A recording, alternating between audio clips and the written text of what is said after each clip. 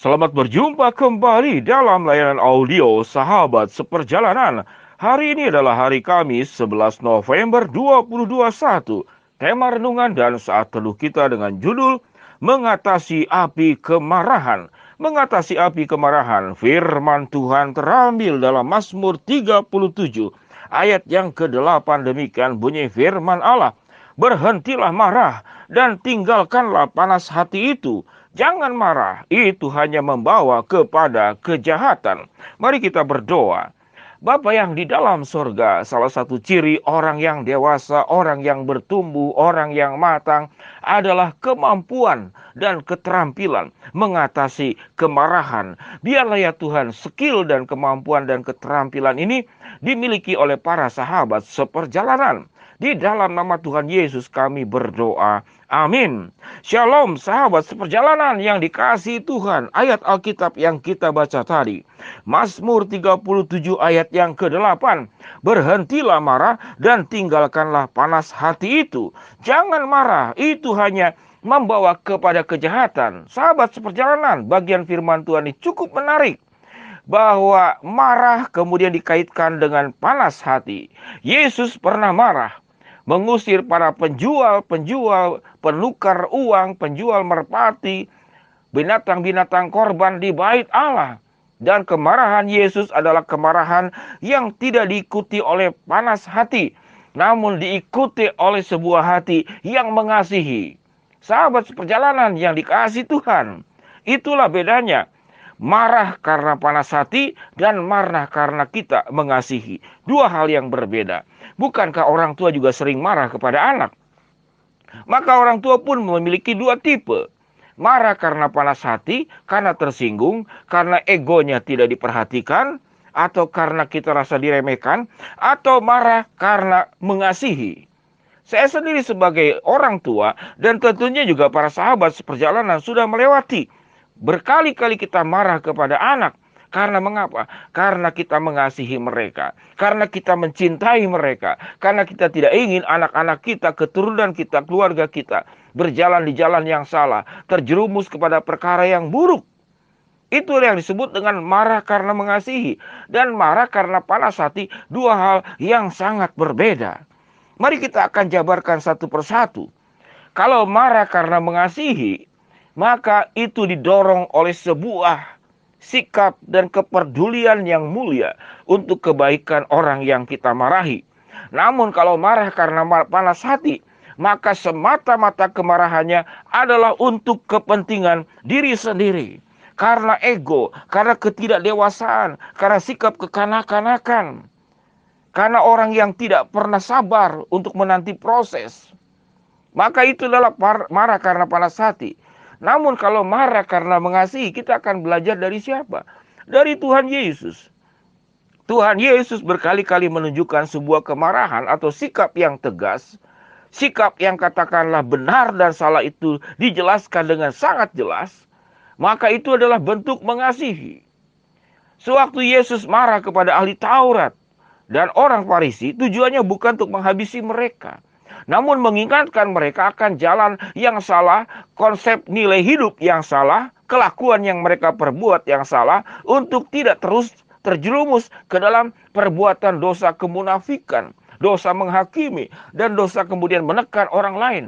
Maka Allah dan di dalam diri Yesus, marah itu karena mengasihi. Marah karena di dalam kekudusan, dan marah di dalam kebenaran. Berbeda dengan marah karena panas hati. Herodes marah karena panas hati. Mengapa ada raja lain yang lahir katanya, yang kemudian akan menggeser dia, sehingga anak-anak di bawah 2 tahun dihabisinya, dibunuhnya. Itu marah karena panas hati, marah karena di dalam dosa, kemudian membuat dia berbuat kejahatan. Alkitab mengatakan, kalau engkau marah karena panas hati, itu hanya membawa kejahatan. Mazmur 37 ayat yang ke-8. Kemarahan yang berdosa karena panas hati. Para kedokteran menyebut ada banyak aspek yang berbahaya. Secara apa? Secara kesehatan. Yang pertama, ini dokter yang bicara, bukan pendeta yang bicara, bukan saya yang berbicara. Yang pertama, kalau Anda marah karena panas hati, itu menimbulkan serangan jantung. Yang kedua, penurunan fungsi jantung. Yang ketiga, mengalami stroke. Karena sewaktu marah karena panas hati, 3 lipat gumpalan darah itu akan mengikat ke otak selama 2 jam. Catat baik-baik. 3 kali lipatan gumpal darah itu akan mengikat ke otak selama 2 jam. Itu yang menimbulkan stroke. Kemudian marah karena panas hati, itu kemudian menimbulkan sakit mah, asam lambung meningkat. Marah karena panas hati, itu menimbulkan Anda sulit tidur. Marah karena panas hati, menimbulkan kekebalan dalam tubuh, itu melemah. Marah karena panas hati, menimbulkan stres ke dalam diri sendiri. Marah karena panas hati, menimbulkan gangguan kecemasan. Marah karena panas hati menimbulkan depresi. Dan marah karena panas hati, ini catatan terakhir dari 11 efek daripada marah karena panas hati, yaitu penuaan dini. Sehingga tidak heran ada orang yang mengatakan kalau engkau sering marah, engkau cepat tua. Itu bukan sebuah katakanlah cerita dongeng. Tetapi itu ilmiah. Itu benar secara kedokteran yang para dokter mengatakan ada 11 yang mengakibatkan efek negatif buat kesehatan. Lalu apa itu efek marah karena panas hati? Selain kesehatan, yaitu membunuh karakter dirimu sendiri.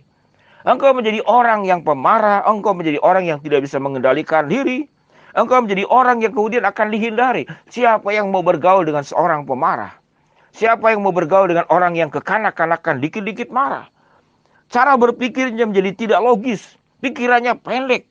Kemudian marah karena panas hati menimbulkan rasa awas kepada resiko dan bahaya menjadi lemah.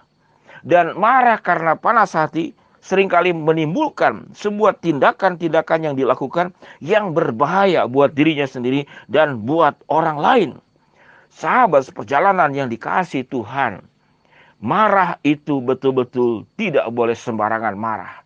Sewaktu kita tidak puas, kita merasa diperlakukan tidak adil, kita mungkin merasa diperlakukan banyak aspek yang tidak baik, maka engkau harus meyakini bahwa kemarahanmu itu adalah dalam kebenaran.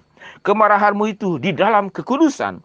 Dan kemarahanmu itu di dalam kehendak Allah dan sesuai dengan firman Tuhan. Jangan engkau terjebak ke dalam jurang api kemarahan yang bernama marah karena panas hati.